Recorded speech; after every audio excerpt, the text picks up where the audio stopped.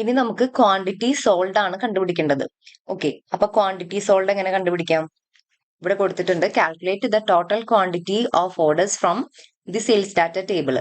Total quantity എങ്ങനെ കണ്ടുപിടിക്കും? Some വെച്ചിട്ട് തന്നെയല്ലേ ടോട്ടൽ കണ്ടുപിടിക്കാം. അപ്പൊ നേരത്തെ നമ്മൾ റിട്ടേൺ ക്വാണ്ടിറ്റി ആണെങ്കിൽ ഇവിടെ ഓർഡർ ക്വാണ്ടിറ്റി. അപ്പം സെയിൽസ് ഡാറ്റ എന്ന് പറയുന്ന ടേബിളിലെ ഓർഡർ ക്വാണ്ടിറ്റി എന്ന് പറയുന്ന കോളത്തിന്റെ എന്താ ടോട്ടൽ ക്വാണ്ടിറ്റി ആണ് നമുക്ക് കാണേണ്ടത്. അപ്പം ഈ ഒരു സിൻടാക്സ് നമ്മളുടെ മെഷറിൽ യൂസ് ചെയ്യാം. നമ്മൾ വീണ്ടും നമ്മുടെ പവർ ബി ഓപ്പൺ ചെയ്യാം. മെഷർ ടേബിളിൽ പോയിട്ട് ന്യൂ മെഷർ കൊടുക്കുക. ഇനി ഡാക്സിൽ എന്താ ചെയ്യണ്ടേ? ആദ്യം നമ്മുടെ മെഷറിന്റെ പേര് കൊടുക്കുക. മെഷറിന്റെ പേര് ക്വാണ്ടിറ്റി സോൾഡ് കൊടുത്തു. ഈക്വൽസ് ടു കൊടുക്കുക. സം ആണ് കാണേണ്ടത്. സം കൊടുത്തു. ഏത് ടേബിൾ ആണ്? സെയിൽസ് ഡാറ്റ എന്ന് പറയുന്ന ടേബിളിലെ ഓർഡർ ക്വാണ്ടിറ്റി.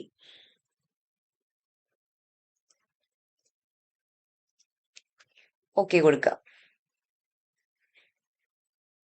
ഇനി നമുക്ക് റിട്ടേൺ റേറ്റ് കണ്ടുപിടിച്ചൂടെ? അതായത് ഈ റിട്ടേൺ റേറ്റ് ഇനി നമുക്ക് കണ്ടുപിടിച്ചൂടെ? കാരണം ക്വാണ്ടിറ്റി റിട്ടേൺഡും ക്വാണ്ടിറ്റി സോൾഡ് നമ്മൾ ഇപ്പോൾ ഓൾറെഡി കണ്ടുപിടിച്ചു. ഇനി നമുക്ക് റിട്ടേൺ റേറ്റ് കാണാൻ സിമ്പിൾ ആണ്. ഓക്കെ, അപ്പൊ വീണ്ടും നമ്മൾ പവർ ബി ഓപ്പൺ ചെയ്യുക. മെഷർ, ഇതൊക്കെ നമ്മൾ ചെയ്യുന്നത് മെഷർ ടേബിളിലാണ്. ഓക്കെ, ന്യൂ മെഷർ എടുക്കുക. അതിൽ നമ്മുടെ സിൻടാക്സ് കൊടുക്കുക.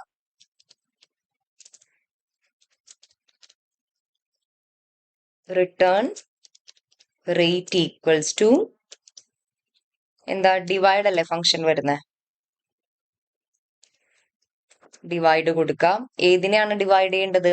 അപ്പം നമ്മൾ ഡിവൈഡ് ചെയ്യാൻ പോകുന്നത്, അപ്പം നമ്മുടെ നേരത്തെ പറഞ്ഞ സിൻടാക്സിൽ എന്തായിരുന്നു? ടേബിൾ നെയിം പിന്നെ കോളം നെയിം ആണ്. പക്ഷെ നമ്മൾ ഇവിടെ ഓൾറെഡി മെഷർ ടേബിളിൽ ക്രിയേറ്റ് ചെയ്ത് വെച്ചിരിക്കുന്ന രണ്ട് മെഷേഴ്സിനെ തമ്മിലാണ് ഡിവൈഡ് ചെയ്യാൻ പോകുന്നത്. അങ്ങനെ കൊടുക്കുന്ന കേസിൽ, അതായത് മെഷർ ടേബിൾ നമ്മൾ ക്രിയേറ്റ് ചെയ്തിരിക്കുന്ന വാല്യൂസിൽ നമ്മൾ ടേബിൾ നെയിം കൊടുക്കില്ല. ഓക്കെ, സിൻടാക്സ് നേരത്തെ പറഞ്ഞത് ഓർക്കുന്നുണ്ടെങ്കിൽ മനസ്സിലാവും. ഇതില് മെഷേഴ്സിൽ എന്തെങ്കിലും ചെയ്യുകയാണെങ്കിൽ നമ്മളിവിടെ ടേബിൾ നെയിം, അതായത് മെഷർ ടേബിൾ എന്ന് പറയുന്ന ഒരു ടേബിൾ നെയിം ഇവിടെ വരില്ല എന്ന്. നമ്മൾ ഡയറക്റ്റ് ആ മെഷർ വാല്യൂ കൊടുക്കുള്ളൂ. അപ്പൊ അങ്ങനെ കൊടുക്കുന്ന കേസിൽ നമ്മൾ സ്ക്വയർ ബ്രാക്കറ്റ്സ് യൂസ് ചെയ്യാം. സ്ക്വയർ ബ്രാക്കറ്റ്സ് യൂസ് ചെയ്യുമ്പോൾ നമ്മളുടെ മെഷർ ടേബിൾ ക്രിയേറ്റ് ചെയ്തിട്ടുള്ള വാല്യൂസ് വരും. ഇതിൽ ആദ്യം നമ്മൾ ക്വാണ്ടിറ്റി റിട്ടേൺഡ് സെലക്ട് ചെയ്യാം. ദെൻ കോമ കൊടുക്കാം. ഇനി അടുത്ത വാല്യൂ എന്താ വേണ്ടത്? വീണ്ടും സ്ക്വയർ ബ്രാക്കറ്റ്സ് സെലക്ട് ചെയ്യാം. അതിൽ നിന്ന് ക്വാണ്ടിറ്റി സോൾഡ് ക്ലിക്ക് ചെയ്യാം. നെക്സ്റ്റ് വീണ്ടും കോമ ഇടാം. എന്നിട്ട് നോ സെയിൽസ് അത് വേണമെങ്കിൽ കൊടുത്താൽ മതി. കാരണം നമ്മളുടെ ഒന്നും ആ വാല്യൂസ്, അതായത് ഔട്ട്പുട്ട് കിട്ടിയില്ലെങ്കിൽ മാത്രം ആ ഒരു കോളത്തിൽ നോ സെയിൽസ് കൊടുക്കാൻ വേണ്ടിയിട്ടാണ് അത് കൊടുക്കുന്നത്. അത് വേണമെങ്കിൽ കൊടുക്കാം. Okay, no sales. ഇനി ബ്രാക്കറ്റ് ക്ലോസ് ചെയ്യാം. എൻ്റർ കൊടുത്തു കഴിയുമ്പോൾ നമ്മുടെ റിട്ടേൺ റേറ്റും ഇവിടെ വന്നിട്ടുണ്ട്. ഇനി നമുക്ക് എന്താ കാണാനുള്ളത്?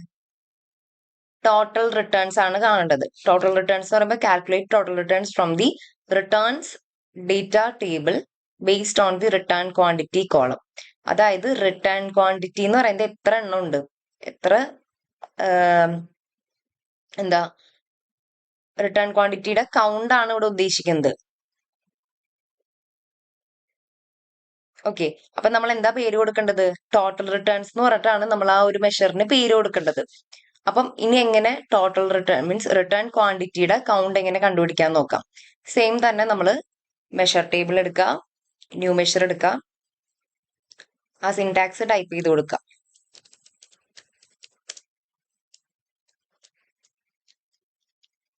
Total returns equals to count.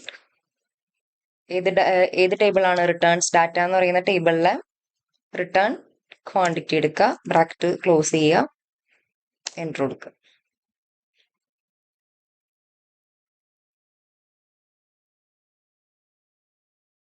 അപ്പോൾ ഇവിടെ എന്താ? ടോട്ടൽ റിട്ടേൺസും വന്നിട്ടുണ്ട്.